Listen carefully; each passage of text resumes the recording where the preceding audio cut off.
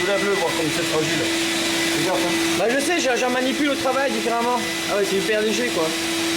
Mais pourquoi il y avait de la vermiculite dedans? Ça justement pour concentrer la chaleur sur le corps de champ.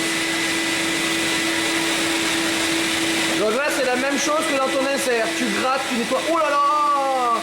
Ça faisait longtemps que c'était pas fait?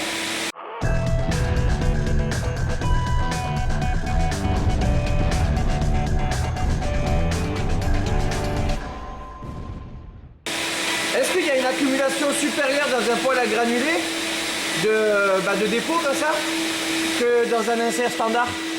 Non, on arrive avec assez peu de déchets dans un poêle à granulés, on a une très très bonne combustion. Donc on a une suie qui va être plutôt poussiéreuse et très très fine. Mais effectivement, il y en a un petit peu partout, donc il faut le brosser de temps en temps. Ouais, parce que Stéphane, tu me disais qu'en fait, avec les poêles à granulés, les granules, il y avait très très peu de restes. On consommait quasiment la totalité du granule. Ouais, au niveau du déchet, c'est beaucoup moins. Là. Donc du coup, normalement, je devrais avoir beaucoup moins de dépôts dedans. Ou alors si j'en ai, ça fait longtemps que ça n'a pas été fait. On va dire que proportionnellement, il y a moins de déchets. Le problème, c'est que vu que les gens savent qu'en poêle à granulés, il y a beaucoup moins d'entretien. Enfin, c'est moins fastidieux que dans un cendrier de trucs. Du coup, ils laissent faire. Donc il y a autant de déchets, mais parce que c'est un manque d'entretien régulier quotidien. Ah, puis en plus, regarde, là, c'est plus petit. Donc ça se remplit plus vite. Tu vois, si je veux remplir mon aspirateur pour la maison, si je veux un poêle à granulés, j'aspire là. Ils sont dedans là. Récupère les granulés pour moi. Petit malin. Il ne va pas pouvoir en avoir beaucoup parce qu'ici c'est une roue crantée. Ici c'est une roue crantée. Et du coup il ne peut pas aspirer tous les granulés par la trappe. Ah, il y a une sécurité, il ne faut pas que tout tombe d'un bloc.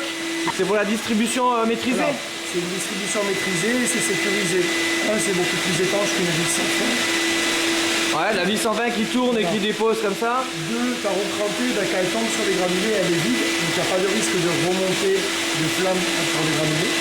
Ah oui, parce que tu vois, c'est un bloc. Alors que la roue crantée, ça pourrait enflammer et suivre le fil. Ta roue crantée, elle fait monter les granulés et les fait tomber. Donc tu as toujours des granulés qui viennent sur le verbant. Mais ça se joue à rien, mais c'est une sécurité quoi. Mais ça, on en parle quand on vend les systèmes? Oui, bien sûr. Parce que la roue crantée est d'une manière générale moins bruyante que la vis sans fin. Ah, parce que ça fait du bruit ça? Je pensais que c'était plus le granulé qui tombe dedans qui fait du bruit quoi. Tu as un moteur qui tourne, tu vas avoir une hélice en gros, qui va faire monter les granulés, qui va monter, donc ça tourne tout le temps. Ah, alors que la roue crantée, ça fait clac, clac. Voilà, la roue crantée, c'est plus un motoréducteur qui vient hop, mettre. Donc on entend moins les frottements permanents. Moi je trouve en tout cas. Ouais, c'est encore un petit détail. Hein. Donc pour la granulée, tu vas avoir plusieurs sources de bruit. Donc on vient de parler de la roue crantée ou de la vis sans fin. Ouais. Là où c'est l'extracteur de fumée, qui aspire l'air, qui évacue les fumées. Et tu vas avoir après le moteur de ventilation pour diffuser l'air chaud. Les trois, en fonction des qualités des systèmes qui vont être choisis, en fonction des canalisations d'air, tu vas avoir plus ou moins de bruit quand tu vas utiliser ton poêle d'une marque à l'autre. Dis-moi Stéphane, je trouve que tu vas beaucoup plus vite que tout à l'heure.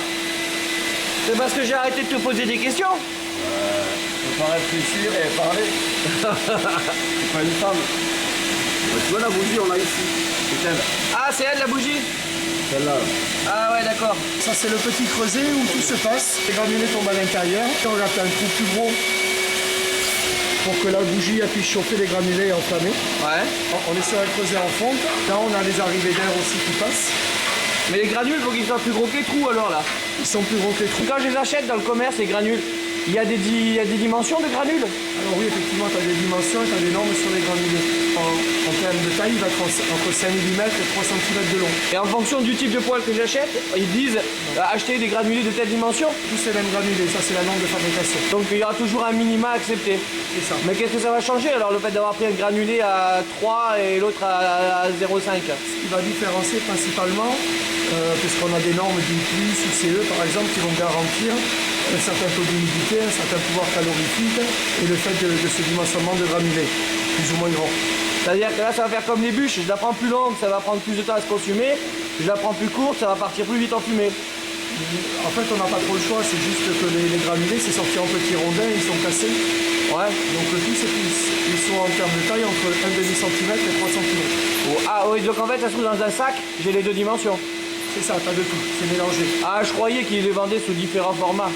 Après, il y a un pouvoir calorifique qui peut faire la différence entre une marque et l'autre et le taux d'humidité qu'il peut y avoir. Ouais, là, c'est ce qu'on parlait tout à l'heure sur le chemin, là. Selon ce qu'il y a dedans, si c'est du sapin ou du hêtre ou du chêne ou je sais pas quoi. Généralement, on est plutôt sur des résineux. Les granulés sont faits à base de sciure de bois, et notamment de bois de série. Parce qu'on avait dit que c'était surtout issu du recyclage des chutes de bois de série, quoi. Voilà, à la base c'était ça. Maintenant, tu as ce qu'on appelle un PCI, c'est le pouvoir calorifique du granulé, qui va se situer entre 4,7 et 5,3. Le PCI, Le PCI. c'est marqué sur les sacs. C'est marqué sur les sacs. Ce qu'on parlait tout à l'heure, qu'André t'avait parlé, tu sais que les chaleurs passaient sur les côtés. Ouais. Là, tu l'as, là, tu peux le visualiser. On peut le voir? C'est ce que je suis en train de faire. Alors, regarde en haut, à droite. En haut. Je sais pas si tu vas le voir. Il y a un petit trou. Attends, je vais sentir le Ouais, il y a un goupillon. trou là, ouais, je vois. Tu le vois le goupillon? Oh, ouais. Oui. Ouais. Voilà. Donc je passe par en bas et je nettoie là aussi. Ah, c'est ce qui tombe là. Ouais. Ah, donc c'est accessible en plus. Avec l'outil exprès. Et si t'as pas ça, tu peux pas. Ce que tu es en train de faire là. Ouais. Donc c'est un tout petit écouvillon. Ok. Ah, et ça, t'es en train de le glisser par dedans. Par en bas. Là. Je vais en haut, je pousse. Et là, c'est en train de se glisser tout Je fais doucement un à l'intérieur. ramonage. C'est un mini ramonage ça. T'es en train de faire un ramonage. Ouais. Là ouais. Là je suis en train d'enlever tout ce qu'il y a dans les conduits. T'en as deux à gauche, deux à droite et deux en bas. Celui d'en face, tu vas pouvoir le voir, mieux les voir. Voilà. Ah oui, effectivement, on voit que ça fonctionne. T'imagines? Et quand ça fait plus de poussière, ça veut dire que le ramonage est fini. Là je te fais celui d'en face, tu peux le voir là-haut. Et c'est impressionnant tout ce qu'il y a dedans à chaque fois. Ah ouais. Ah, le paquet. Et à chaque fois, la granulée, il y a des dimensions différentes comme ça?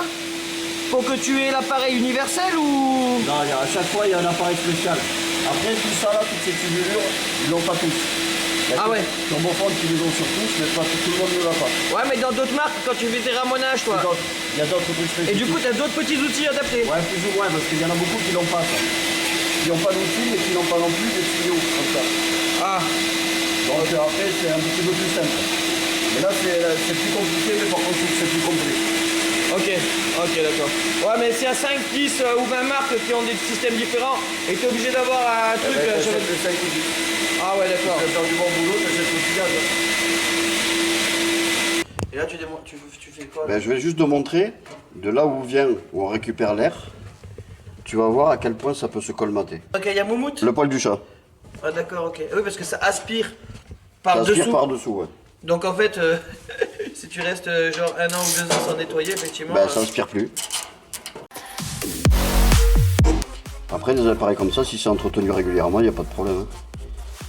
Mais bon, les gens ils repoussent souvent les ramonages, et c'est pas grave, il y a quand même une histoire de sécurité derrière tout ça. Parce que s'il y a pas de... Donc, De toute façon, on a dit en plus, s'il n'y a pas d'appel d'air, il n'y a pas d'oxygène...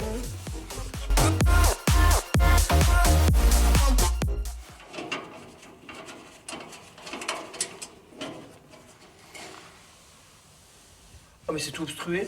Voilà. Ah super. Eh vive le chat, faut l'engueuler hein. Mais il n'y a plus d'air qui passe là. Donc, Et est-ce que je peux pas passer moi avec genre mon Swiffer dessous de temps en temps pour éviter Ah, mais ça? là en dessous, quand t'es en dessous, tu grattes avec la main en aspirant en même temps. Regarde le déchet que ça fait. Ah ouais attends, mais si ça respire plus ou pas bien, c'est pas cool hein. Ben ouais. C'est pas bien. Hein. On dira pas qui est le propriétaire. Moi.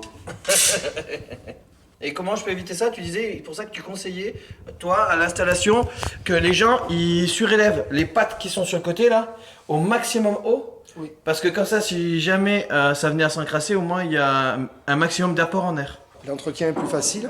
Après, ce que vient de faire Stéphane, les gens peuvent le faire chez eux 1 fois ou 2 fois dans la saison. Quand je l'ouvre, là, j'ai juste le boulon qui vient de démonter à faire.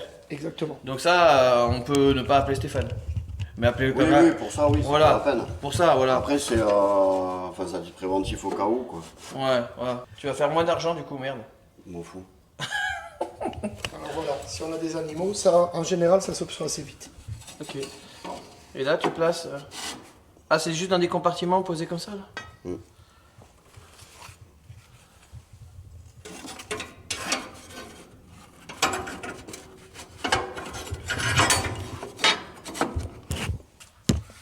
Bim. Vas-y, tape-moi, je te dirai rien. On verra ça après. Il a une place déterminée, il a des Le trucs creuset, égales. ouais. Alors par rapport à la bougie, tu as le creuset, tu as le trou qui est un petit peu plus gros ici. Là, Oui, il tu m'a le montré mets ça en tout face à de l'heure. la bougie, tout le temps. Ah, Ici, tu as des trompe-l'œil. Voilà. Et ils sont pas identiques. Tu vois, il y en a un gros, il y en a un petit là-bas. Ah, donc je peux pas me tromper. Non, de tu toute peux pas te façon. tromper. I won't look back when you're around. I won't think twice when you're gone. Don't hesitate to call me back, 'cause I won't be there. I won't look back when you're around. Ça, c'est fini. Donc là, on l'a rebranché dans le mur, donc c'est la programmation. On fait un redémarrage avant de partir pour être sûr que tout fonctionne bien. Eh, mais il faut que mon ramoneur soit formé sur chacun des poils. Le ramoneur doit être fermé puisque lui va faire une remise à zéro du poil pour dire qu'il a fait le Mais à ramonage. chaque poil, il va y avoir une manip différente. Exactement. Eh, mais combien de poils tu connais, Stéphane? Et ça, c'est souvent mon problème. C'est-à-dire combien de poils tu... Parce qu'il y en a, je peux l'avoir, mais il y a des codes que je peux pas avoir. Parce que toi, c'est quoi? T'as besoin d'un code de remise en route? Ouais. Pour le remettre à zéro, ouais. Mais ça, chaque constructeur a son code. T'as pas genre un petit calepin avec toi? De code secret? Si. Il y en a, je peux pas avoir. Sur des vieux modèles, très vieux modèles, je peux pas les avoir. Et c'est pas genre scotché avec la notice ou des trucs comme ça? Et comment tu fais pour deviner? Mais des fois, on a des processus qui ressemblent à d'autres, donc on peut toujours retomber sur nos pattes. Par rapport à un nom de marque? Par rapport à une autre marque, qui a le même modèle que celui-là, peut-être. Ouais. Mais ils n'ont pas tous, quoi. Ok. Là, il est éteint, on va l'allumer si tu veux. Donc là, quand je l'ai branché du mur, et il s'affiche comme ça? Oui. Ok. Et donc moi, je dois faire quoi pour la remise en route maintenant? La remise en route, toi, il suffit soit de le remettre en mode programmation, C'est-à-dire? s'il n'était pas. Il fonctionne comme d'habitude en programmation, enfin, sur les paramétrages que tu as fait C'est-à-dire d'habitude. je tape programme 1 et c'est tout? Voilà, si tu veux, le poil, il se remet dans la configuration avant le ramonage, on n'a pas tout effacé dedans. C'est une remise à zéro du compteur d'heures pour les entretiens. Ok. Donc là, quand ça rebranche, comme ça, je fais genre, je rechoisis mon programme de fonctionnement que j'ai l'habitude de gérer. Et c'est on tout. l'allume. Et c'est tout. C'est tout. C'est hyper simple alors. Mais parce que nous, là, on n'a pas vu à l'écran que tu avais tapé un code pour le réactiver. Alors le code, c'est le ramoneur ou la personne qui fait l'entretien qui va le mettre. Il est évidemment pas disponible à tous les particuliers, puisque ça doit être fait uniquement lors de l'entretien. Donc moi, si je suis un particulier que je veux le débrancher du mur et faire l'entretien moi-même, je suis un peu coincé. Exactement. Vous êtes des petits malins. Non, c'est ce qui va garantir que le poil a été suivi en cas de panne. En fait, tu Bon, sécurises la manip, il y a quand même des petites vérifs à faire au passage. C'est-à-dire que tu as regardé certaines zones. Non, mais ça évite que certains bricoleurs, ça va éviter qu'ils fassent des bêtises. Ouais, parce qu'il se met en danger lui-même. Oui, après... T'as vu, je fais le mec qui peut aller dans ton sens, Non, hein. mais moi, je le vois tous les jours, des gens qui prennent le ramonage à la légère. Faut savoir que Mary Poppins, c'est bien joli à la télé, mais le problème, c'est qu'au niveau sécurité, les gens ne sont pas conscients du danger qu'ils peuvent avoir on est sur un insert ou sur un poêle à granulés. C'est quoi les petits bruits que j'entends? C'est les granulés qui tombent dedans, non? Ah oui, ok. On dirait les trucs pour nourrir mes animaux. D'accord? T'appelles Stéphane? D'accord? Tu rigoles pas avec ça, t'appelles Stéphane, d'accord? Je laisse son adresse, t'inquiète pas, en dessous de la vidéo. T'as vu? Je suis bien pour ton business. 1 rue des Champs-Élysées à Paris. C'est Toulouse, mais dans le sud. Surtout les pages jaunes, ils pourront voir mes numéros de téléphone partout. Ouais, c'est parce qu'il veut que tu lui Je poses me des cache avis pas. positifs pour qu'il garde ses 5 étoiles. Il est comme un restaurant, Stéphane. Il y a Philippe Etchebest et il y a moi. Moi, j'ai 5 étoiles. Il est pas mal. On a fini la manip là? Oui. Ok. T'hésites pas à laisser des questions. De temps en temps, tu iras voir les vidéos pour répondre à 2-3 personnes. Oui. Hein? Déjà qui nous suit sur la chaîne, parce que comme tu sais, Stéphane est un abonné. Donc il a accepté de libérer son savoir parce qu'il a compris le deal de la chaîne. S'il peut faire un petit suivi, ça sera cool pour toi. Sinon, attends, il y a masse d'informations dans toutes les vidéos. Donc avant de poser la question, fais un petit tour de l'ensemble de ce qu'on a fait. Je pense que déjà, tu auras pas mal de réponses, d'accord? Ah oui, attends, on a le certificat de ramonage. Allez, à tout de suite.